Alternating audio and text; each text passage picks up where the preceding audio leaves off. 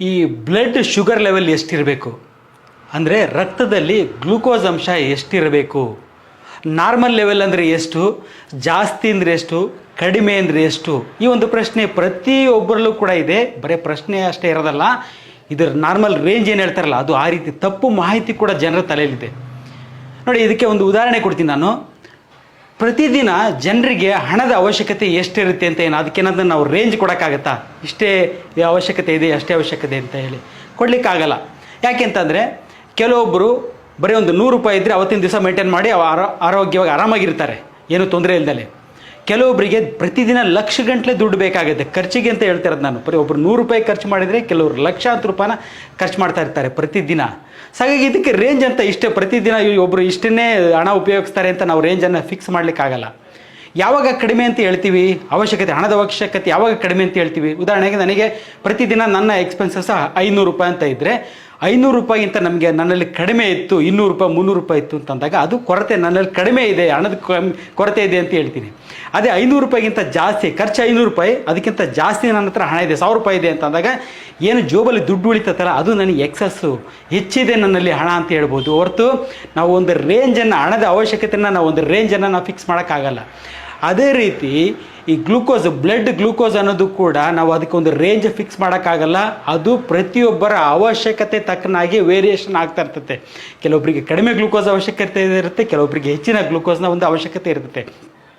ಈ ಅವಶ್ಯಕತೆಗಿಂತ ಕಡಿಮೆ ಏನು ಗ್ಲೂಕೋಸ್ ನಾವು ತೊಗೊತೀವಿ, ನಮಗೆ ಎಷ್ಟು ಅವಶ್ಯಕತೆ ಇದೆಯೋ ಗ್ಲೂಕೋಸು ಅದಕ್ಕಿಂತ ಕಡಿಮೆ ಗ್ಲೂಕೋಸ್ ಇದ್ದ ಪಕ್ಷದಲ್ಲಿ ನಾವು ಅದನ್ನು ಹೈಪೋಗ್ಲೈಸಿಮಿಯಾ ಅಂದರೆ ಲೋ ಶುಗರ್ ಲೆವೆಲ್ ಅಂತ ಕರಿತೀವಿ. ಯಾವಾಗ ನಮಗೆ ಅವಶ್ಯಕತೆ ಇರೋದಕ್ಕಿಂತ ಹೆಚ್ಚಿಗೆ ಗ್ಲೂಕೋಸ್ ಅಂಶ ಇರುತ್ತೋ ಅದನ್ನು ನಾವು ಹೈ ಶುಗರ್ ಅಥವಾ ಡಯಾಬಿಟಿಸ್ ಮೆಲಿಟಸ್, ಸಕ್ಕರೆ ಕಾಯಿಲೆ ಡಯಾಬಿಟಿಸ್ ಅಂತ ಕರಿತೀವಿ, ಅವಶ್ಯಕತೆಗಿಂತ ಜಾಸ್ತಿ ಇದ್ದ ಪಕ್ಷದಲ್ಲಿ. ಸರಿ, ಇದು ಯಾವಾಗ ಗೊತ್ತಾಗುತ್ತೆ ನನಗೆ ಅವಶ್ಯಕತೆ ಅಥವಾ ನನಗೆ ಶುಗರ್ ಜಾಸ್ತಿ ಅಥವಾ ಕಡಿಮೆ ಅನ್ನೋದು ಯಾವಾಗ ಗೊತ್ತಾಗುತ್ತೆ? ನೋಡಿ, ಶುಗರ್ ಲೆವೆಲ್ ನಮ್ಮ ಅವಶ್ಯಕತೆಗಿಂತ ಕಡಿಮೆ ಹೋದಾಗ ನಮ್ಮ ದೇಹದಲ್ಲಿ 100% ನಮ್ಮ ದೇಹದಲ್ಲಿ ಲಕ್ಷಣಗಳು ಕಾಣಿಸ್ಕೊಳ್ತವೆ. ಹಾಗೆ ಯಾವಾಗ ನಮ್ಮ ದೇಹದಲ್ಲಿ ರಕ್ತದಲ್ಲಿ ಗ್ಲೂಕೋಸ್ ಅಂಶ ಜಾಸ್ತಿ ಆಗುತ್ತೋ ಆವಾಗಲೂ ಕೂಡ ನಮ್ಮಲ್ಲಿ ಲಕ್ಷಣಗಳು 100% ಕಾಣಿಸ್ಕೊಳ್ತವೆ.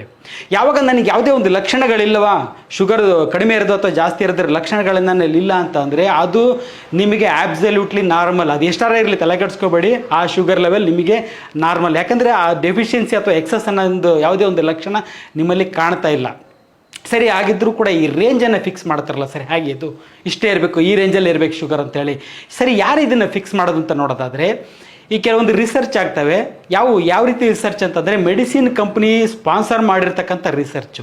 ಈ ರಿಸರ್ಚ್ ಮಾಡೋ ಒಂದು ಉದ್ದೇಶ ಏನಿರ್ತದೆ ಅಂದರೆ ನಿಮ್ಮ ಹೆಲ್ತನ್ನು ಕಾಪಾಡಬೇಕು, ನಿಮಗೆ ಶುಗರ್ ಲೆವೆಲ್ ಇಷ್ಟಿರಬೇಕು ಅಂತ ಹೇಳ್ಬಿಟ್ಟು ನಿಮ್ಮ ಆರೋಗ್ಯ ಕಾಪಾಡಬೇಕು ಅನ್ನೋ ಒಂದು ಉದ್ದೇಶ ಏನಿರಲ್ಲ.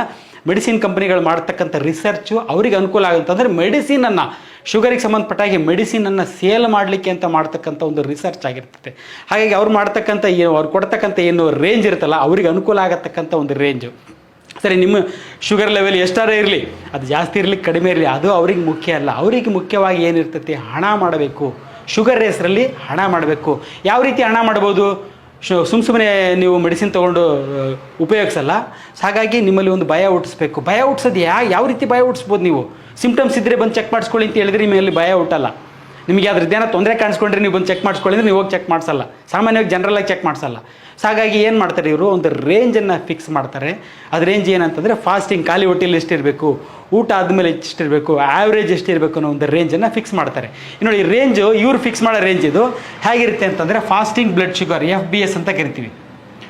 ಫಾಸ್ಟಿಂಗ್ ಬ್ಲಡ್ ಶುಗರ್ ಅಂದರೆ ಖಾಲಿ ಹೊಟ್ಟೆಲಿಗೆ ಅಟ್ಲೀಸ್ಟ್ 8 to 10 hours ಫಾಸ್ಟಿಂಗ್ ಖಾಲಿ ಹೊಟ್ಟೆಲಿ ಇದ್ದಾಗ ಚೆಕ್ ಮಾಡ್ತಕ್ಕಂಥ ಬ್ಲಡ್ ಶುಗರ್ನ ಫಾಸ್ಟಿಂಗ್ ಬ್ಲಡ್ ಶುಗರ್ ಅಂತ ಕರಿತೀವಿ. ಇದರ ರೇಂಜ್ ಏನು ಹೇಳ್ತಾರೆ ಇವರು, 70 to 110.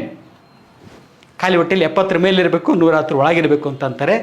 ನೆಕ್ಸ್ಟ್ ಪೋಸ್ಟ್ ಪ್ರಾಂಡಿಯಲ್ ಅಂತ ಅಂತೀವಿ, PPBS ಅಂತ ಹೇಳ್ಬಿಟ್ಟು ಇದರ ರೇಂಜ್ ಕೊಡೋದು 70ಕ್ಕಿಂತ ಜಾಸ್ತಿ ಇರಬೇಕು, 140 ಒಳಗಡೆ ಇರಬೇಕು. ಅಂದರೆ ಊಟ ಮಾಡಿ 2 ಅವರಿಗೆ ನೀವು ಚೆಕ್ ಮಾಡಿಸಿದ್ರೆ 140 ಒಳಗೆ ಬರಬೇಕು, ಅದರ ಮೇಲೆ ಜಾಸ್ತಿ ಬರಬಾರ್ದು ಅಂತ ಹೇಳ್ತಾರೆ. ಮೂರನೇ ರೇಂಜ್ ಏನು ಕೊಡೋದಿವ್ರು ಅಂದರೆ HbA1c ಅಂತ ಅಂತೀವಿ. ಇದನ್ನು HbA1c ಇದು 3 months ಆ್ಯಾವರೇಜ್ ಅಂತ ಕರೀತಾರೆ. ಇದು ರೀಸೆಂಟಾಗಿ ಕೆಲವೇ ವರ್ಷಗಳಲ್ಲಿ ಸ್ಟಾರ್ಟ್ ಆಗಿರ್ತಕ್ಕಂಥದ್ದು. ಇದರ ಪ್ರಕಾರ 5.5 ಇರಬೇಕು HbA1c ಲೆವೆಲ್ ಅಂತ ಹೇಳ್ತಾರೆ. ನೋಡಿ, ಲಿಟ್ರಲಿ 3 ಕೂಡ ರಾಂಗ್ ಇನ್ಫಾರ್ಮೇಷನ್. ಇದು ತಪ್ಪು, ಇದು ಕೂಡ ತಪ್ಪು, ಹಾಗೆ ಇದು ಕೂಡ, ಇದಂತೂ ಲಿಟ್ರಲ್ ವೇಸ್ಟ್. ಇದೊಂದು ಬಿಸ್ನೆಸ್. HbA1c ಅನ್ನೋದು ಬಿಸ್ನೆಸ್ ಅಷ್ಟೇ. ಅದು ನೀವು ಲ್ಯಾಬಿಗೆ ಹೋಗ್ಬಿಟ್ಟು ಬ್ಲಡ್ ಟೆಸ್ಟ್ ಮಾಡಿಸ್ಬೇಕು ಶುಗರಿಗೆ ಅಂತ ಅಂದ ತಕ್ಷಣ ಫಸ್ಟ್ ಅಡ್ವೈಸ್ ಮಾಡೋದೇನು, ಸರ್ ಆವ್ರೇಜ್ ಮಾಡಿಸ್ಬಿಡಿ, HbA1c 3 ತಿಂಗಳದ್ದು ಆವ್ರೇಜ್ ಮಾಡಿಸ್ಬಿಡಿ ಹಾಗೆ ಹೇಳ್ತಾರೆ. ಯಾಕಂತಂದರೆ ಇದಕ್ಕೆಲ್ಲ ನೀವು 50 ರೂಪಾಯಿ ಪೇ ಮಾಡಿದ್ರೆ ಇದಕ್ಕೆ 500 ರೂಪೀಸ್ ಪೇ ಮಾಡ್ತಾ ಇರ್ತೀರ. ಅವರಿಗೆ ಬಿಸ್ನೆಸ್ ನಿಮ್ಮಿಂದ ಜಾಸ್ತಿ ದುಡ್ಡು ಬರಬೇಕು ಅನ್ನೋದು ಅಷ್ಟೇ ವಿಚಾರ ಮಾಡ್ತಾರೆ ಹೊರತು ಶುಗರ್ ಬಗ್ಗೆ ಅವರು ತಲೆ ಕೆಡ್ಸ್ಕೊತಾರೆ ಇರೋಲ್ಲ. ನೋಡಿ, ಈ 3 ರಾಂಗ್ ಇನ್ಫಾರ್ಮೇಷನ್, 70ರಿಂದ 110 ಇರಬೇಕು, 70ರಿಂದ 140 ಇರಬೇಕು, 5.5 ಇರಬೇಕು, ಇವು 3 ಕೂಡ ರಾಂಗ್ ಇನ್ಫಾರ್ಮೇಷನ್, ವೇಸ್ಟು. ನಾನು ಹೇಳಿದ್ದೀನಿ ಅಂದರೆ ಬೆಸ್ಟ್ ಕ್ರೈಟೀರಿಯಾ ಅಂತ ಏನು ತೊಗೊಳ್ಳೋದಾದ್ರೆ ನೀವು ಬ್ಲಡ್ ಟೆಸ್ಟಲ್ಲಿ ಯಾವುದು ಸರ್ ಆಗಿದ್ದರೆ ಬೆಸ್ಟ್ ಅಂತ ಹೇಳೋದಾದರೆ ನೋಡಿ, ಇದೆಯಲ್ಲ PPBS, post prandial blood sugar ಅಥವಾ ರ್ಯಾಂಡಮ್ ಬ್ಲಡ್ ಶುಗರ್ ಅಂತಲೇ ಕನ್ಸಿಡರ್ ಇದು ತೊಗೊಳ್ಳಿ. ಇವು ಪೋಸ್ಟ್ ಪ್ರಾಂಡಿಯಲ್ ಅಂದರೆ ಊಟ ಮಾಡಿ 2 ಅವರ್ ನಂತರದ ನಿಮ್ಮ ಬ್ಲಡ್ ಶುಗರ್ ಲೆವೆಲ್ಲು, ಅಥವಾ ನೀವು ಯಾವಾಗಲೇ ಚೆಕ್ ಮಾಡಿಸಿ ಎನಿ ಟೈಮ್ ಚೆಕ್ ಮಾಡಿಸಿ ಅದು ರ್ಯಾಂಡಮ್ ಬ್ಲಡ್ ಶುಗರ್ ಅಂತ ಕನ್ಸಿಡರ್ ಮಾಡ್ತೀವಿ. ಆ ಒಂದು ಬ್ಲಡ್ ಶುಗರ್ ಪೋಸ್ಟ್ ಪ್ರಾಂಡಿಯಲ್ ಅಥವಾ ರ್ಯಾಂಡಮ್ ಬ್ಲಡ್ ಶುಗರ್ ಇದೆಲ್ಲ ಇದು ಬೆಸ್ಟ್ ಕ್ರೈಟೀರಿಯಾ ನನ್ನ ಪ್ರಕಾರ, ಒಂದು ಶುಗರ್ ಜಾಸ್ತಿ ಇದೆಯೋ ಅಥವಾ ಕಡಿಮೆ ಇದೆಯೋ ಅಂತ ಹೇಳಲಿಕ್ಕೆ. ಸೊ ಇದು ಯಾವಾಗ ನೀವು ಚೆಕ್ ಮಾಡಿಸಿದ್ರಿ ಊಟ ಮಾಡಿ 2 ಅವರ್ ಬಿಟ್ಟು ಅಥವಾ ಅಟ್ ಎನಿ ಟೈಮ್ ನೀವು ಶುಗರ್ ಚೆಕ್ ಮಾಡಿಸಿದ ಪಕ್ಷದಲ್ಲಿ 250 ನೋಡಿ ರೇಂಜ್ ನೋಡಿ, ಇದಲ್ಲ 70ರಿಂದ 100 ಇದು ರಾಂಗ್ ಇನ್ಫಾರ್ಮೇಷನ್. ಇದು ಅಪ್ ಟು 250 ಒಳಗಡೆ ಇತ್ತು ಅಂತಂದರೆ ನನ್ನ ಒಂದು ಅಭಿಪ್ರಾಯದಲ್ಲಿ ಅದು ಆಬ್ಸಲ್ಯೂಟ್ಲಿ ನಾರ್ಮಲ್. ಸರಿ, ಯಾಕೆ ಏನು 250 ತನಕ ಹೇಳ್ತಿರಲ್ಲ ಯಾಕೆ ಅಂತಂದರೆ ಈ ರೇಂಜ್ 250ವರೆಗೂ ಈ ಒಂದು ರ್ಯಾಂಡಮ್ ಅಥವಾ ಪೋಸ್ಟ್ ಪ್ರಾಂಡಿಯಲ್ಲು 250 ಇರೋವರೆಗೂ ನಿಮಗೆ ಯಾವುದೇ ರೀತಿ ಲಕ್ಷಣಗಳು ಕಾಣಿಸ್ಕೊಳ್ಳಲ್ಲ. 250 ಇದೆಯಾ, ಲಕ್ಷಣಗಳಿರೋದಿಲ್ಲ. 250 ಒಳಗಡೆ ಬಂತು ಅಂದರೆ ಯಾವುದೇ ರೀತಿ ಲಕ್ಷಣಗಳಿರಲ್ಲ. ಲಕ್ಷಣಗಳಿಲ್ಲ ಅಂತಂದರೆ ಅದು ಇಟ್ಸ್ ಆಬ್ಸಲ್ಯೂಟ್ಲಿ ನಾರ್ಮಲ್, ನಿಮ್ಮ ದೇಹಕ್ಕೆ ಅದು ಆಬ್ಸಲ್ಯೂಟ್ಲಿ ನಾರ್ಮಲ್. ನೋಡಿ, ಯಾವಾಗ ನಿಮಗೆ ಲಕ್ಷಣಗಳು ಸ್ಟಾರ್ಟ್ ಆಗುತ್ತೆ 250 ಯಾವಾಗ ಕ್ರಾಸ್ ಆಗುತ್ತೆ ನಿಮ್ಮದು ಪೋಸ್ಟ್ 2 ಅವರ್ಸ್ನ ಊಟ ಮಾಡಿ 2 ಅವರ್ಸ್ ನಂತರ ಶುಗರ್ ಚೆಕ್ ಮಾಡಿದಾಗ ಯಾವಾಗ 250ಕ್ಕಿಂತ ಜಾಸ್ತಿ ಇರುತ್ತೋ ಆವಾಗ ಲಕ್ಷಣಗಳು ಸ್ಟಾರ್ಟ್ ಆಗಿ ಕಾಣಿಸ್ಕೊಳ್ಳಿಕ್ಕೆ ಶುರುವಾಗುತ್ತೆ. ಅಂಥ ಟೈಮ್ನಲ್ಲಿ ಲೈಫ್ ಸ್ಟೈಲ್ ಮಾಡಿಫಿಕೇಷನ್ನೇ ಬೆಸ್ಟು. ಆದರೆ ನೀವು ಮೆಡಿಸಿನ್ ಅಂತ ಹೋಗಬೇಕು ಅನ್ನೋದಾದರೆ, ಆ ವಿಚಾರ ಮಾಡಬೇಕು ಅನ್ನೋದಾದರೆ 250ಕ್ಕಿಂತ ಜಾಸ್ತಿ ಶುಗರ್ ಲೆವೆಲ್ ಇರಲೇಬೇಕು. ನೋಡಿ, ಈ ಒಂದು ಇದೆಲ್ಲ ಬುಕ್ಕಲ್ಲೆಲ್ಲ ಈ ಇನ್ಫಾರ್ಮೇಷನ್ ಇರಲ್ಲ. ಬುಕ್ ಪ್ರಕಾರ ಹೋದರೆ ಇವನೇ ಹೇಳೋದು 70 110 ಇದನ್ನೇ ಹೇಳ್ತಾರೆ. ಬಟ್ ನನ್ನ ಒಂದು ಎಕ್ಸ್ಪೀರಿಯನ್ಸಲ್ಲಿ ಅಂದರೆ ಸಾವಿರಾರು ಪೇಷಂಟ್ ಡಯಾಬಿಟಿಕ್ ಪೇಷಂಟ್ಸನ್ನು ನೋಡಿರೋದು, ಟ್ರೀಟ್ ಮಾಡಿರೋ ಅನುಭವದಲ್ಲಿ ಹೇಳ್ತಿದ್ದೀನಿ, 250 ದಾಟಿದಾಗ ಮಾತ್ರ ಪೇಷಂಟಲ್ಲಿ ಲಕ್ಷಣಗಳು ಕಾಣಿಸ್ಕೊಳ್ತಾ. ಅಂದರೆ ಈ ಅಪ್ ಟು 250 ನಾವು ಯಾವುದೇ ರೀತಿಯ ಮೆಡಿಸಿನ್ಸನ್ನು ಯೂಸ್ ಮಾಡಬಾರ್ದು. ಸರಿ ಸರ್, ನಂದು 200 250 ಎಲ್ಲ ಬರ್ತಾ ಇದೆ ಬ್ಲಡ್ ಶುಗರ್ ಲೆವೆಲ್ಲು, ಏನು ಮಾಡಲಿ ನಾನು, ಏನಾದರೂ ಪ್ರಿಕಾಷನ್ ತೊಗೊಳ್ಳೋ ಅಥವಾ ಯಾವ ರೀತಿ ಕಂಟ್ರೋಲ್ ಮಾಡಲಿ, ಇನ್ನೊಂದು ಸ್ವಲ್ಪ ಕಡಿಮೆ ತರಬೋದಾ ನಾನು ಅಂತ ನೋಡೋದಾದರೆ, ಸೊ ಮೊದಲನೇದು ಆಬ್ಸಲ್ಯೂಟ್ಲಿ ಮಾಡ್ಬೋದು. ಏನು ಮೊದಲನೇದಾಗಿ ಹಾಸ್ಪಿಟ್ಲಿಗೆ ಹೋಗೋದನ್ನು ಅವಾಯ್ಡ್ ಮಾಡಿ. 250 200 250 ಬಂದ್ಬಿಡ್ತು ಬ್ಲಡ್ ಶುಗರ್ ಲೆವೆಲ್ಲು, ಎಲ್ಲೋ ಹೋಗಿ ಚೆಕ್ ಮಾಡಿಸಿರ್ತೀರಾ, ಬಂದ್ಬಿಡ್ತು ಒಂದು 250ನೇ ಬಂತು ಅಂತ ತಿಳ್ಕೊಳ್ಳಿ, ಇಮಿಡಿಯೇಟಾಗಿ ನೀವು ಹಾಸ್ಪಿಟ್ಲಿಗೆ ಹೋಗ್ತೀರಾ. ಫಸ್ಟು ಹಾಸ್ಪಿಟಲಿಗೆ ಹೋಗೋದನ್ನು ಅವಾಯ್ಡ್ ಮಾಡಿ. ಅವ್ರನ್ನ ಕನ್ಸಲ್ಟ್ ಮಾಡೋದನ್ನು, ಡಯಾಬಿಟೀಸ್ ಇರ್ತಕ್ಕಂಥ ಪೇಷಂಟ್ನ ಕನ್ಸಲ್ಟ್ ಮಾಡೋದನ್ನು ಅಥವಾ ಡಾಕ್ಟರ್ಸ್ನ ಕನ್ಸಲ್ಟ್ ಮಾಡೋದನ್ನು ಅವಾಯ್ಡ್ ಮಾಡಿ. ಯಾಕೆಂದರೆ ಭಯಪಡಿಸ್ತಾರೆ. 250 ಬ್ಲಡ್ ಶುಗರ್ ಲೆವೆಲ್ ಇದೆ ಅಂದ ತಕ್ಷಣ ಹೆದರ್ಸೋದು, ಅಯ್ಯೋ 250 ಇದೆಯಾ ಶುಗರು, ಹೋಗಿ ಚೆಕ್ ಮಾಡಿಸ್ಕೊಂಬಿಡು, ಟೆಸ್ಟ್ ಮಾಡಿಸು, ಎಲ್ಲ ರೀತಿ ಟೆಸ್ಟ್ ಮಾಡಿಸು, ಕಿಡ್ನಿ ಟೆಸ್ಟ್ ಮಾಡಿಸು, ಲಿವರ್ ಟೆಸ್ಟ್ ಮಾಡಿಸು, ಕೊಲೆಸ್ಟ್ರಾಲ್ ಟೆಸ್ಟ್ ಮಾಡಿಸು, ಪ್ಯಾಕೇಜ್ ಇರುತ್ತೆ ಮಾಸ್ಟರ್ ಹೆಲ್ತ್ ಚೆಕಪ್ ಅಂತೇಳಿ ಕಂಪ್ಲೀಟಾಗಿ ಅದೆಲ್ಲ ಚೆಕ್ ಮಾಡಿಸು ಅಂತ ಹೇಳ್ತಾರೆ. ಯಾಕಂದರೆ ಇದನ್ನು ಯಾಕೆ ಅಡ್ವೈಸ್ ಮಾಡ್ತಾರೆ ಅವರು ಅಂತಂದರೆ ಅದು ಕಮಿಷನ್, ಅದು ಫ್ರೀಯಾಗಿ ಮಾಡ್ತಾರೆ, ಇಲ್ಲ ಮಾಡಲ್ಲ. 3,000 4,000 ರೂಪಾಯಿ ಖರ್ಚು ಮಾಡ್ತೀರಾ, ನೀವು ಖರ್ಚು ಮಾಡೋದ್ರಲ್ಲಿ 40ರಿಂದ 50% ಕಮಿಷನ್. ಯಾರನ್ನೇ ನಿಮಗೆ ರೆಫರ್ ಮಾಡಿರ್ತಾರಲ್ಲ ಅಂಥವ್ರಿಗೆ ಕಮಿಷನ್ ಕೊಡೋ ಅಂಥ ದಂಧೆನೇ ಅತಿ ಹೆಚ್ಚಾಗಿ ಇವತ್ತು ನಡೀತಾ ಇರೋದು. ಹಾಗಾಗಿ ಅವ್ರು ರೆಫರ್ ಮಾಡ್ತಾ ಇರ್ತಾರೆ. ನೋಡಿ, 250 ಅಪ್ ಟು 250 ತನಕ ಬಂದಿದ್ದರೂ ಕೂಡ ಯಾವುದೇ ಒಂದು ಹಾಸ್ಪಿಟ್ಲಿಗೆ ಅಥವಾ ಡಾಕ್ಟ್ರನ್ನ ಕನ್ಸಲ್ಟ್ ಮಾಡೋ ಒಂದು ಅವಶ್ಯಕತೆ ಇಲ್ಲ. ಸರಿ ಸರ್, ಡಾಕ್ಟ್ರನ್ನ ಮೀಟ್ ಮಾಡಬೇಡಿ ಅಂತೀರ, ಏನು ಮಾಡಬೇಕು, ಯಾವ ರೀತಿ ಪ್ರಿಕಾಷನ್ ತೊಗೋಬೇಕು ನಾವು ಅಂತ ನೋಡೋದಾದರೆ, ಎರಡನೇ ಅಡ್ವೈಸ್, ಫಸ್ಟು ಅವಾಯ್ಡ್ ಮಾಡಿ ಹಾಸ್ಪಿಟ್ಲಿಗೆ ಹೋಗೋದನ್ನು. ಸೆಕೆಂಡ್, ಎರಡನೇದಾಗಿ ಮೆಡಿಸಿನನ್ನು ತೊಗೋಬೇಡಿ. ಅಪ್ ಟು 250 ಯಾವುದೇ ಕಾರಣಕ್ಕೂ ಮೆಡಿಸಿನನ್ನು ಸ್ಟಾರ್ಟ್ ಮಾಡ್ಲಿಕ್ಕೆ ಹೋಗಬೇಡಿ. ಸರಿ, ಮೆಡಿಸಿನನ್ನು ಸ್ಟಾರ್ಟ್ ಮಾಡಬಾರ್ದು ಅಂತಂದರೆ ಏನು ಮಾಡಬೇಕು, ಯಾವ ರೀತಿ ಕಮ್ಮಿ ಮಾಡಬೇಕು ಇರೋದನ್ನು ಅಂತ ನೋಡೋದಾದರೆ, ಮೊದಲನೇದಾಗಿ ಡಯಟ್, ಎರಡನೇದಾಗಿ ಎಕ್ಸಸೈಸ್, ಇಷ್ಟೇ ಸಾಕು. ಸರಿ, ಡಯಟ್ ಅಂದರೆ ಯಾವ ರೀತಿ ಡಯಟ್ ಅನ್ನೋದು ಹೇಳ್ತೀನಿ ನೋಡಿ. ದಿನಕ್ಕೆ ಇದು ಜನರಲ್ಲಾಗಿ ಬೆಸ್ಟ್ ಡಯಟ್ ಇದು, ದಿನಕ್ಕೆ 2 ಊಟ.